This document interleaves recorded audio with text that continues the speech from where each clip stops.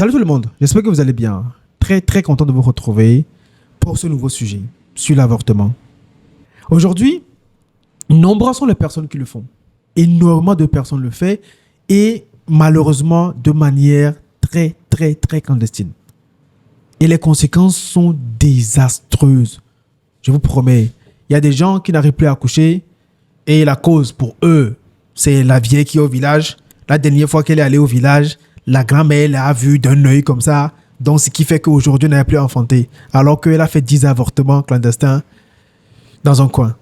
Aujourd'hui, on a l'impression que c'est parce qu'on n'en parle pas assez. Peut-être que les gens continuent de s'adonner à ces genres de... Comment dire? À ces genres d'activité qui est devenue une sorte de partie de plaisir pour les gens. Et après, ils galèrent dans leur vie, quoi. Aujourd'hui, sur le plateau, on a Dr Ingrid. Elle est gynécologue et on va aborder ce sujet assez épineux. Docteur, bien raison. Yo, lesquels me font Au fond, ça va très bien. Ça va très bien. Docteur, première question directe. Hein, je suppose que vous recevez beaucoup de femmes dans votre clinique ou bien dans votre hôpital. Pour vous directement, pour les femmes qui viennent vers vous pour ces questions d'avortement, quelle est la première cause de l'avortement pour eux, pour elles? Pour elles, c'est une grossesse indésirée. C'est la première cause. Parce que la plupart viendront te dire, docteur, je suis enceinte, je ne suis pas prête. Mon père va me tuer. Ma mère va me chasser de la maison. Mes collègues à l'école vont se moquer de moi. Qu'est-ce que je vais devenir, docteur? Je ne veux pas de cette grossesse. Aidez-moi. C'est ça. Et leur aidez-moi, c'est en gros aidez-moi à avorter. Exactement. Aidez-moi à me débarrasser de cet enfant qui risque de pourrir ma vie. C'est ça. Comment vous vous sentez, celle qui est censée accompagner la vie, quand vous recevez ce genre de demande en vrai? Je me sens, je vais dire perdue, mais des fois empathique. Ça dépend. Parce que lorsque j'ai une dame, par exemple, qui est mariée, d'accord, elle a déjà 5 enfants, elle veut faire une contraception, mais son mari n'est pas d'accord. Il dit que moi, je t'ai dotée, tu dois me faire autant d'enfants que je veux. Tu ne dois pas me dire que non, je ne veux plus d'enfants. Mais elle sent qu'elle est fatiguée. Le mari n'assure plus à la maison. Ils ont de la peine à manger, les enfants ne vont même pas à l'école, mais le monsieur veut continuer par avoir des enfants. Dans ce cas, j'ai de l'empathie. Mais lorsque c'est une jeune fille qui revient me voir parce que c'est peut-être son 4e ou bien son 5e avortement, moi je suis entre griffes un peu colérique. Pas qu'elle a choisi, mais parce que je me dis à l'heure actuelle, on devrait avoir assez d'informations pour j'ai déjà eu à faire un avortement, 2, 3, 4. Peut-être prendre des précautions pour éviter de me retrouver dans la même situation. Donc, c'est vraiment 2 sentiments. Entre autres, la colère et entre autres, l'empathie. Et tout dépend de la personne qui est en face de moi. Quand vous dites tout dépend de la personne qui est en face de vous, quels sont généralement les profils qui viennent vers vous pour que vous les aidiez à vous débarrasser de ces problèmes, en fait? De la jeune fille de 14 ans jusqu'à la dame de 45 ans. Toutes les classes sociales, bien tous les âges sont retrouvés. Personne n'est épargné. La jeune fille qui a, à la maison, elle n'a pas assez de communication avec les parents, elle ne sait pas c'est quoi l'éducation sexuelle. Elle veut, par exemple, ressembler à ses copines qui ont des iPhones, mais ses copines ont eu ces iPhones à cause de leurs parents. Mais toi, la jeune fille, tes parents n'ont pas de l'argent, ils ne peuvent pas t'offrir un iPhone. Mais avec le phénomène des sugar daddy, tu tombes sur un sugar daddy qui te promet ciel et terre, il t'amène dans un restaurant, et puis les parties de jambes en l'air commencent, il t'offre un iPhone, et puis tu oublies de calculer ton cycle, et tu tombes enceinte. Lorsque tu lui dis, monsieur, je suis tombée enceinte, il te regarde, donc tu ne savais même pas calculer ton cycle et tu traînes avec moi. Moi, je ne veux pas de cette grossesse. Tu vas tout faire pour enlever ça. Ou alors, moi, je te raie de ma vie. Vous voyez? Et entre autres, c'est la dame de 45 ans, comme j'avais expliqué, qui a déjà tellement d'enfants, qui est fatiguée, qui n'en peut plus et qui tombe enceinte, qui te dit, docteur, je vais avorter dans le dos de mon mari. Dans le dos de son... Mais bien sûr, les hommes sont des fois méchants. Hein. Parce que vous imaginez un père de famille qui n'arrive pas à tenir la maison. Il n'arrive pas à donner à manger, il n'arrive pas à payer l'école, mais il veut que la femme continue pas à accoucher. Mais bon, qu'est-ce qu'il va faire de ses enfants? C'est ça qui amène le phénomène de ces enfants à bordure de roue qui commandent. Tata, non, madame, ça, tata, je veux ça, tata, je veux ça.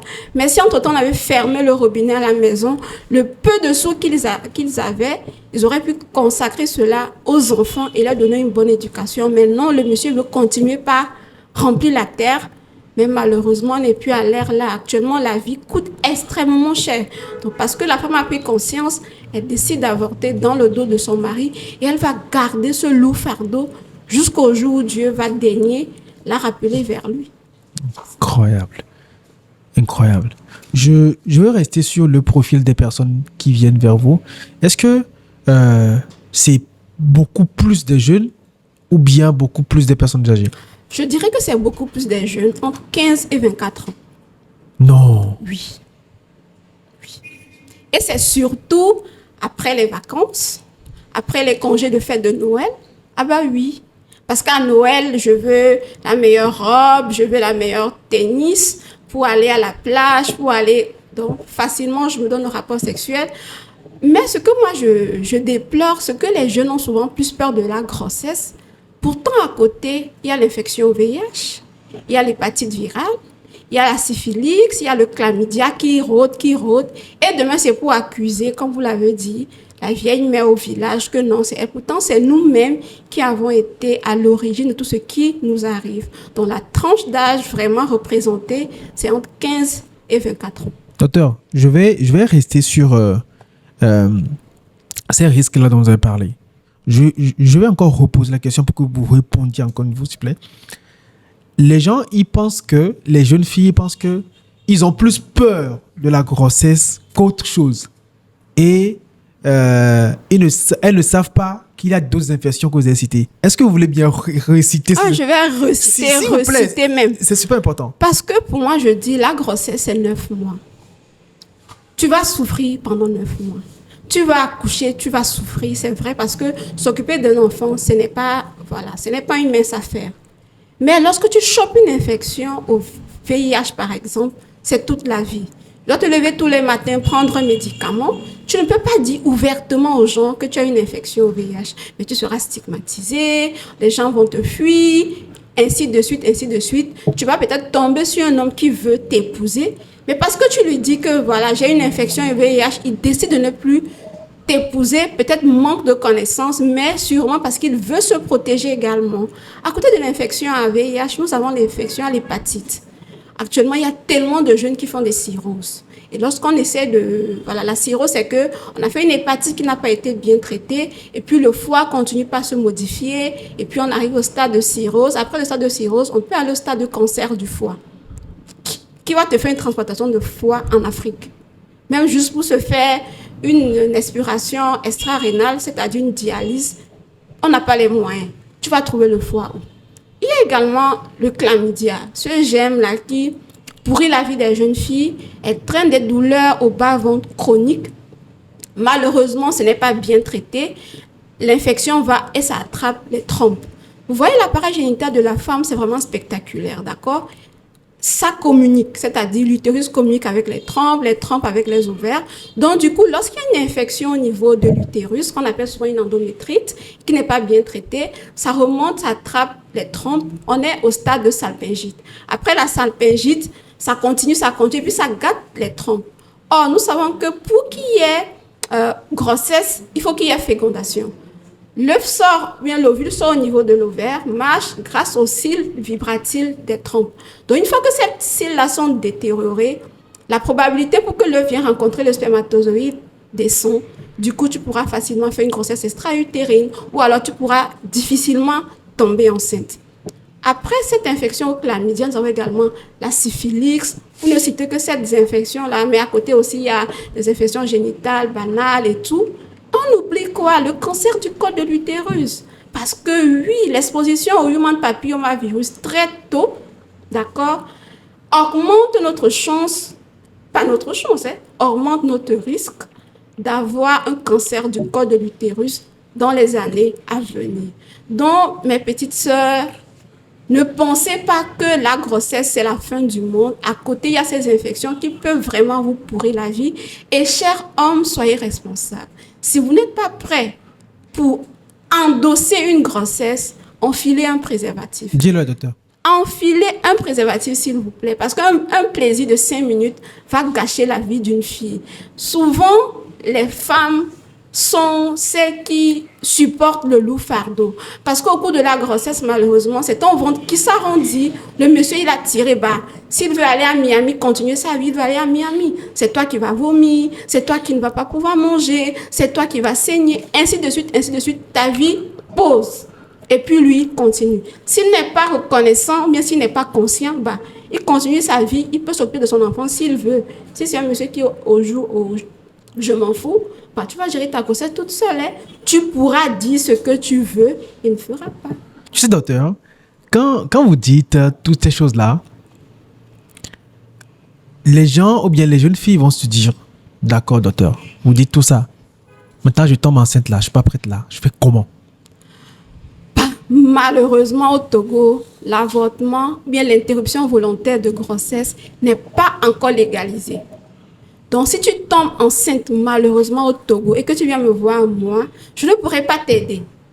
Je vais juste te donner des conseils pour te dire, voilà, tu supportes ou quoi, ainsi de suite. Parce qu'au Togo, même si je dis, voilà, je vais t'aider, mes convictions, au-delà de mes convictions, la législation au Togo ne m'autorise pas à te faire un avortement. Mais malheureusement, quand une femme décide d'avorter, peu importe ce que tu lui diras, elle va avorter. Donc, elle va aller dans une case, ils vont commencer la salade et elle reviendra vers toi. Quand elle revient, si tu ne l'assistes pas, on peut te porter plainte. Non-assistance à personne en danger. Tu te dois de l'assister. Parce que si je vous dis les substances que ces jeunes filles-là prennent malheureusement par inconscience, vous allez être dépassés. C'est des cocktails, on mélange tellement de boissons, c'est des potions bizarres, des herbes qu'on enfouit dans les vagins des femmes. On va te prendre une aiguille, on va t'envoyer dans l'utérus. Une fois que tu vois le sang, on te dit, ah, c'est bon, l'avortement est bon, rentre à la maison. Lorsque tu rentres à la maison, tu te mets à saigner, tu as des douleurs au bas-ventre et tout. Et lorsque tu viens à l'hôpital, bonjour les dégâts. Malheureusement, en 2023, on a dû sauter l'utérus d'une jeune fille de 17 ans. Oui, parce qu'elle est allée. Bien sûr, elle est allée. Avant, on faisait l'aspiration manuelle intra-utérine qu'on fait actuellement, on le faisait avant avec des curettes. Mais les curettes, lorsqu'elles vont au niveau de l'utérus, si tu ne sais pas faire, ça perfore l'utérus. Ces personnes qui font ces trucs, quand on dit avortement clandestin, j'avais oublié de définir, c'est un avortement qui se fait par une personne qui n'est pas outillée, par un matériel non adapté et dans des conditions où il n'y a pas de l'asepsie. C'est-à-dire, c'est un truc qui est souillé, des trucs rouillés, on t'envoie ça dans l'utérus. Bonjour le tétanos, bonjour les infections. Oui, elle est venue dans un tableau de douleur abdominale terrible. Elle te dit qu'elle ne connaît pas de garçon. Oh,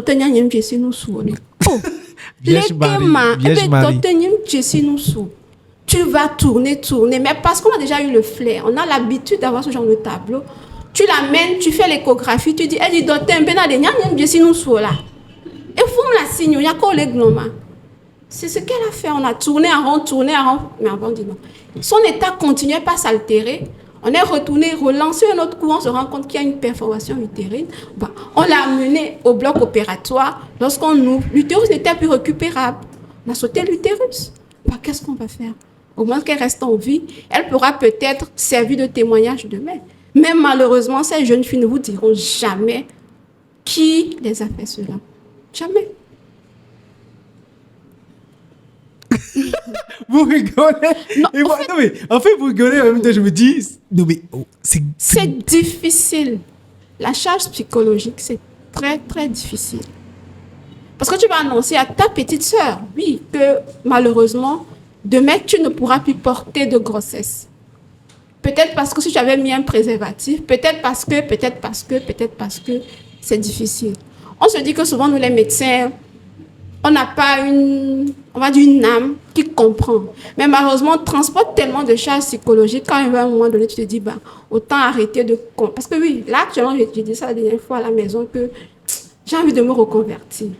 Je veux arrêter d'aller en clinique parce que c'est telle personne qui vient avec ceci demain, c'est l'autre qui vient demain. C'est difficile. Les gens disent, oh, il y a d'autres qui t'auront. Et Gakoué, même, il dit, nous, qui les gens, on est camions. Mais c'est pas ça. Mais malheureusement, c'est ça, elle a perdu son utérus. Docteur, est-ce que vous avez d'autres conséquences comme ça qui vous ont vraiment marqué? Oui. Dites-moi. Bien sûr. Actuellement, je suis une patiente. Elle est mariée il y a de cela 3 ans. Elle n'arrive pas à tomber enceinte. Dans ses antécédents, elle me dit, docteur, voilà, quand j'étais jeune, j'étais tombée enceinte 3 fois et je n'étais pas prête. Donc, j'ai eu à faire des avortements. Et malheureusement, les avortements étaient mal faits. Parce que vous voyez, l'utérus, c'est tellement spectaculaire. Vous voyez, il y a la séreuse en externe, il y a le muscle et puis il y a la muqueuse. Lorsqu'on va racler dans l'utérus pour enlever le bébé, si on ne sait pas faire les parois, ça colle. Et quand ça colle, c'est fini. Hein? Aucun œuf ne pourra plus s'implanter à ce niveau-là. Et le plus souvent, on pense à ce qu'on appelle une synéchie utérine. Lorsque la dame vient te dire que, docteur, j'ai remarqué que le flux menstruel a diminué, mais c'est vraiment prononcé depuis que j'ai fait un avortement. Et puis, en même temps, je te dis, sûrement, cette patiente a une synéchie utérine. Au-delà de la synéchie utérine, on a ce qu'on appelle les obstructions tubaires, dont les trompes sont bouchées. Et qui dit trompe bouchée, dit, c'est clair qu'il n'y aura pas de fécondation. Tu vas ovuler, ça ne pourra jamais rencontrer un spermatozoïde parce que l'ovule passe à travers les trompes pour venir rencontrer le spermatozoïde au tiers externe et revenir nider dans la cavité.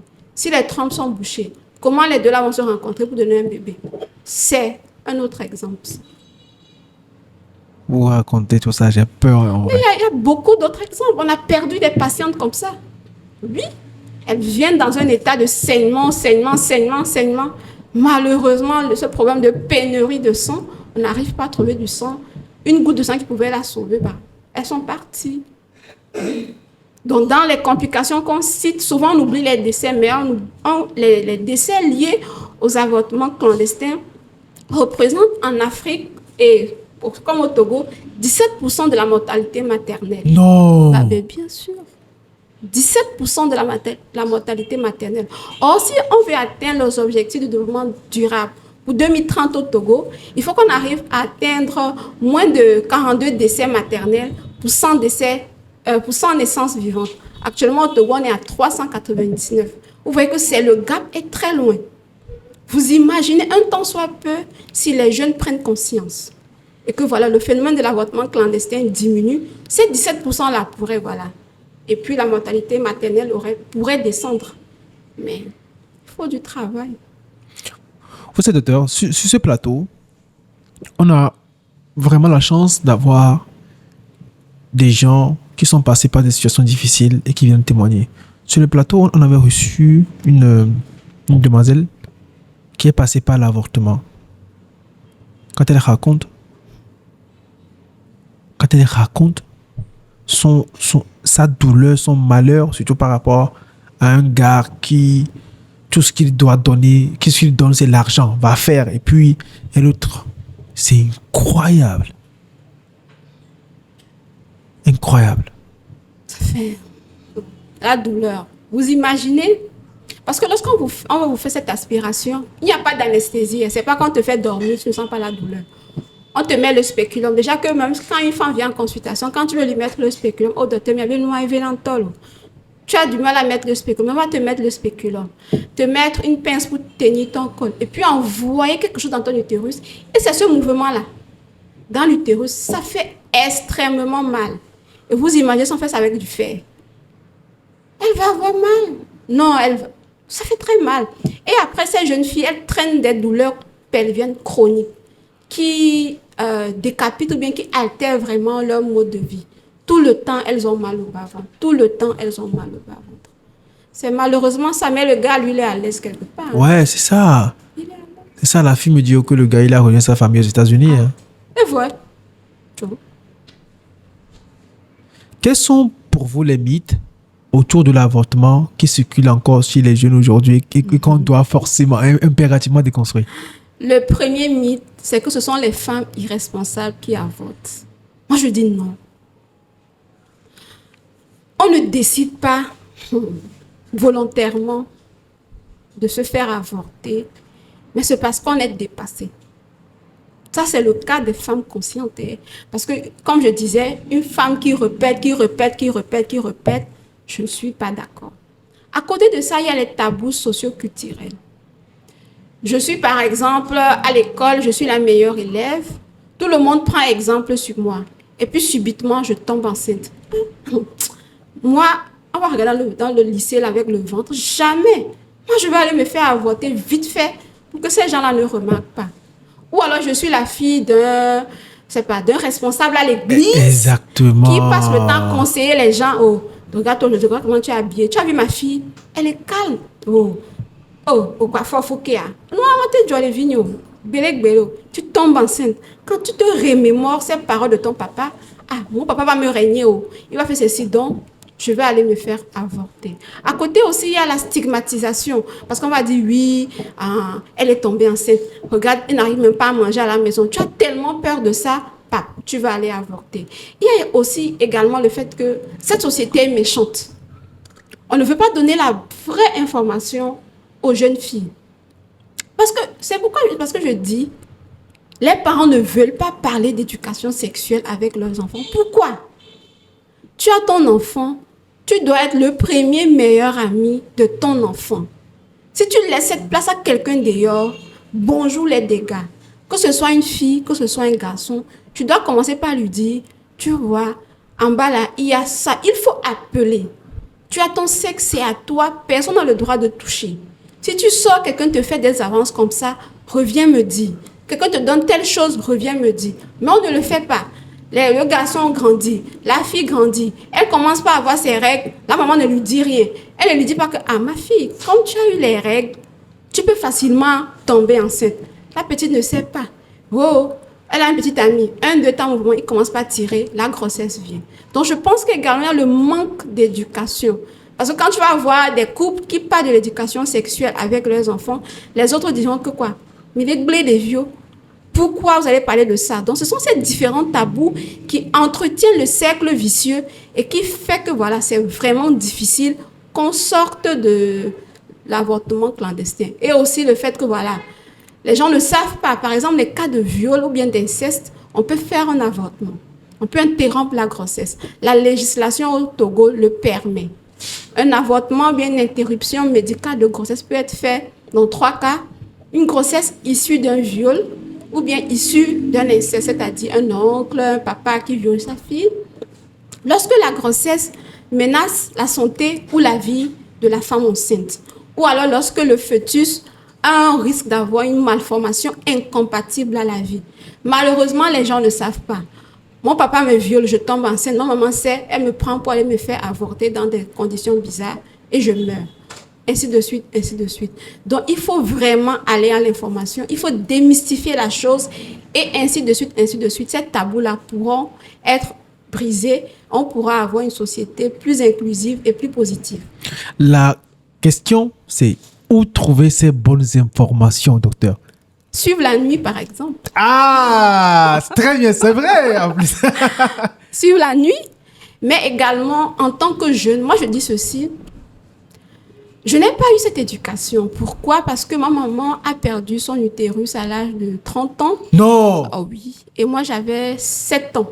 Oui. Elle était enceinte de notre petit frère. Et puis, elle avait un gros ventre, c'est-à-dire le bébé était gros. C'était en 2000, je pense. 2000, un truc comme ça. Oui, 2000. En ce moment, il n'y avait pas encore d'échographie. Genre, la médecine n'était pas encore avancée. Donc, on n'avait pas fait d'échographie pour avoir le poids du bébé et tout. Mon papa était un infirmier. Il est le surveillant du service. Il dit, d'habitude, le travail de ma femme ne traîne pas comme ça. Je pense qu'il y a un problème. On dit, oh, doyen, toi aussi, il faut laisser. Il n'y a rien. On gère. Malheureusement, l'utérus de ma maman s'est rompu.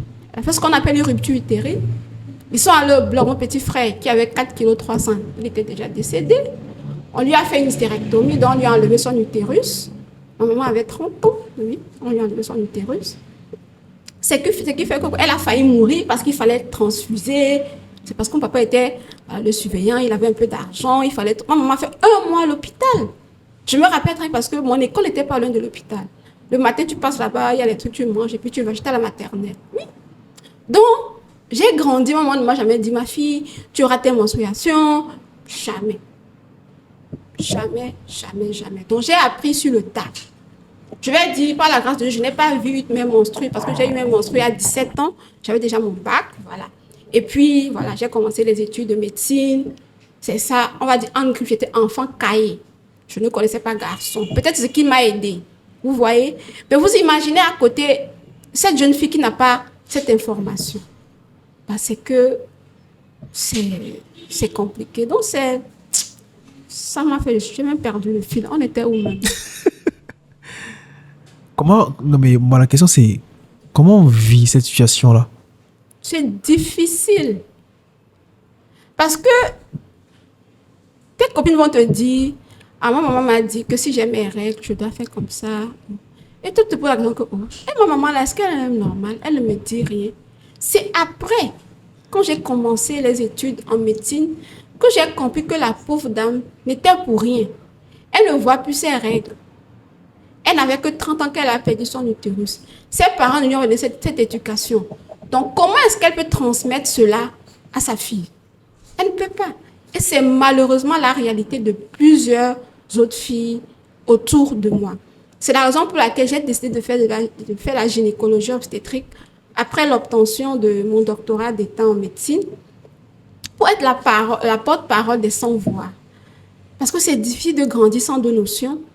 C'est difficile d'avoir une grossesse et de traverser des situations compliquées, de ne pas être comprise, ou bien alors de passer à travers la ménopause sans comprendre certaines choses. Donc j'ai dit, autant faire la gynéco et aider les femmes un temps soit peu.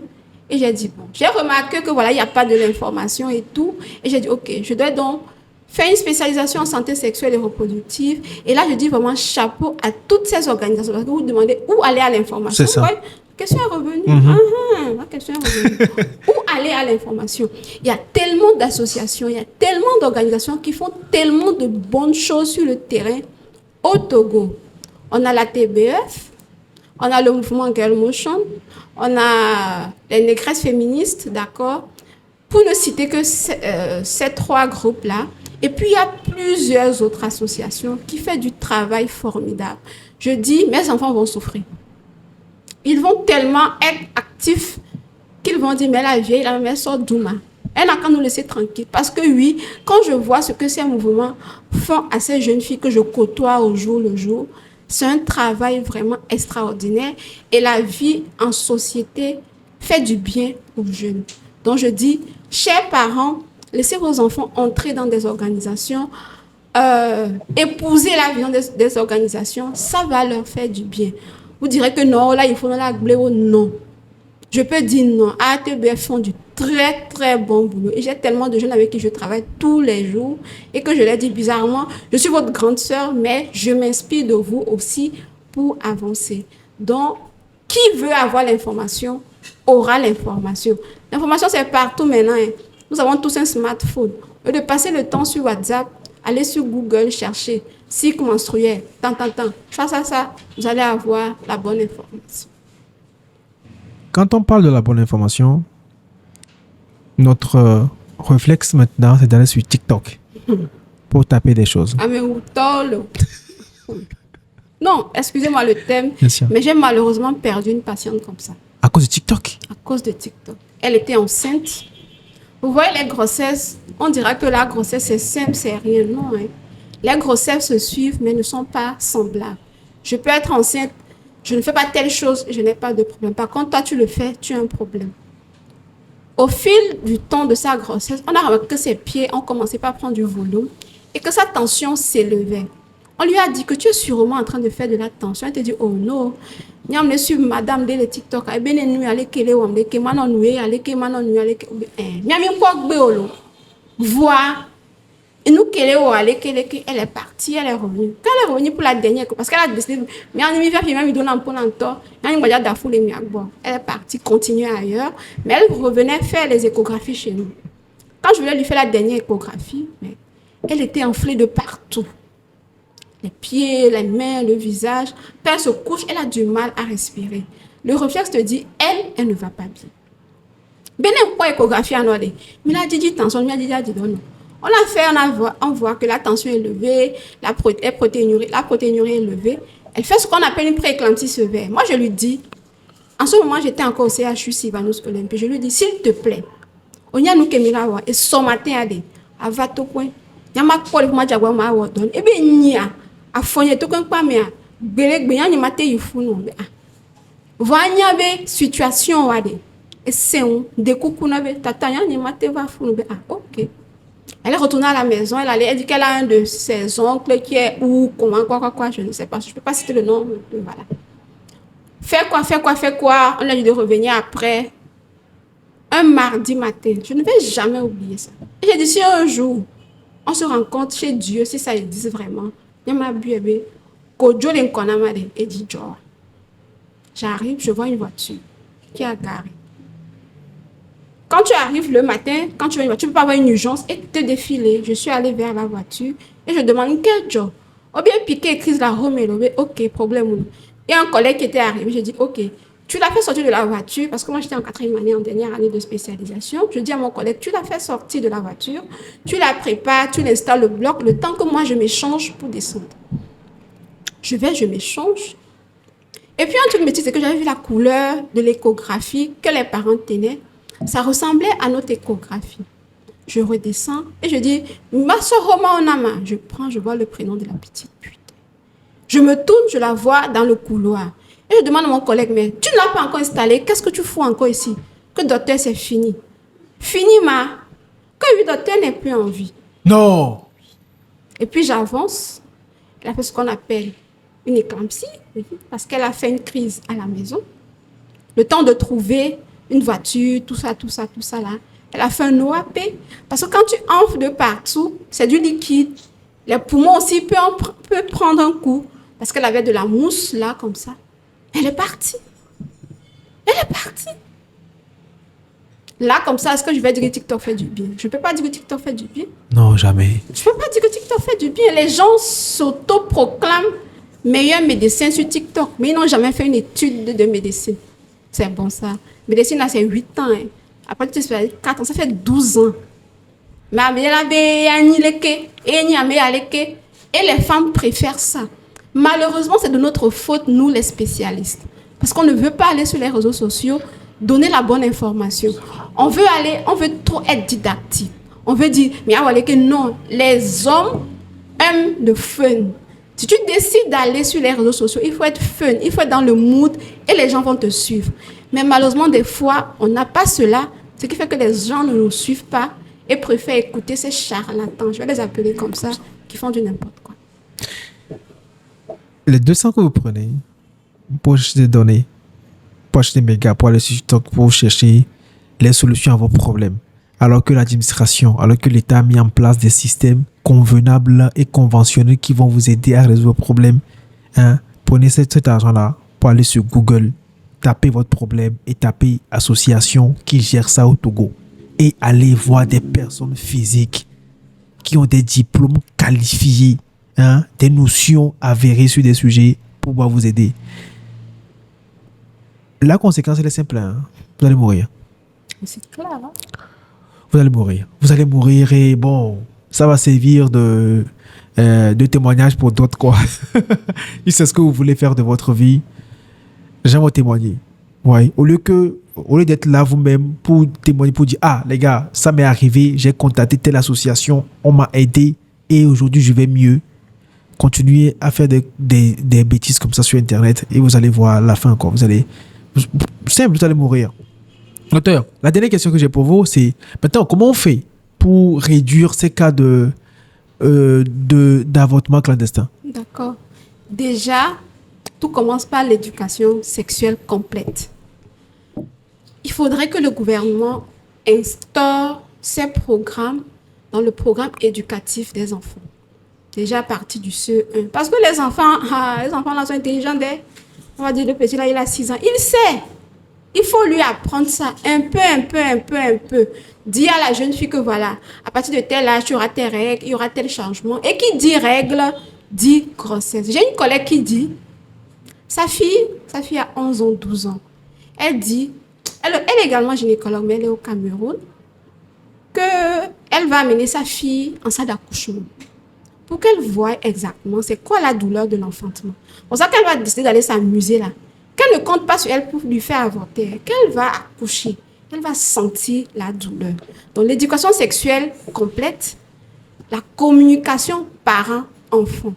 Chers parents, soyons les meilleurs amis de nos enfants. C'est très important.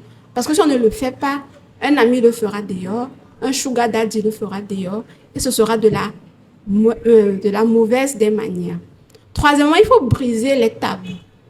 Avoir une grossesse n'est pas une fin en soi. Arrêtons de stigmatiser les femmes. Et idéalement, pourquoi ne pas revoir la législation? Parce qu'actuellement, on est dans un monde où j'ai le droit de décider quoi faire. Et il y a tellement de pays qui sont entrés dans ça. Et on remarque que chez eux, l'avortement clandestin a diminué, donc la mortalité liée aux avortements a également diminué. Est-ce que ce ne serait pas, par exemple, le temps de peut-être modifier la législation en vigueur dans notre pays? Ce n'est que grâce à ces différentes actions qu'on pourrait vraiment enrayer le phénomène de l'avortement clandestin. Mais comme je dis encore, une grossesse n'est pas une fatalité. À côté, il y a le VIH, il y a l'hépatite, il y a la syphilis, il y a l'infection à chlamydia. Soyons des jeunes responsables qui décidons de notre vie. Donc, c'est ce que je peux dire. Il faut noter que cette série d'épisodes exclusifs de la nuit rentre dans le cadre du projet Agir pour la réduction des grossesses non désirées et l'avortement clandestin au Togo, mise en œuvre par Together for Change, les négresses féministes, Girls Motion, avec le soutien financier de Ingenda Health. Docteur, franchement, merci beaucoup. C'est moi qui... Vous avez cette particularité de parler ouvertement et c'est exactement ce qu'on attend de notre époque actuellement où les réseaux sont devenus entre guillemets du n'importe quoi. Je vais vous faire une confidence. Dites-moi. Je procrastine. Je tourne en rond. J'aimerais bien faire un podcast, faire des émissions, mais je me dis, peut-être je ne suis pas la bonne personne. Et je tourne en rond. Peut-être je vais venir vous voir. Non mais docteur, en vrai, je pense que c'est aussi ça la nuit, comme j'ai dit. Et heureusement, on a beaucoup de ces jeunes-là qui témoignent vraiment après de tout le bien que la nuit fait. Parce qu'on traite énormément de ces sujets, de divers sujets. Et peut-être que moi, personnellement, ou bien la nuit ne traite pas assez de ces sujets super importants pour la jeunesse. Parce que pour regarder la nuit, il faut être vivant. Tu vois, exactement, pour regarder la nuit, il faut être, il faut être bien psychologiquement. Et quand on a des problèmes sexuels, des problèmes liés à la reproduction sexuelle, on n'est pas en l'état pour vraiment suivre l'émission. C'est aussi ça. Venez quand vous voulez, docteur. Dites-vous que c'est votre maison. Merci beaucoup. Les gars, j'espère qu'on aura vraiment appris de ce de cette série d'épisodes-là, de la nuit. Et dites-moi ce que vous pensez des interventions en commentaire et moi je vous dis à la prochaine.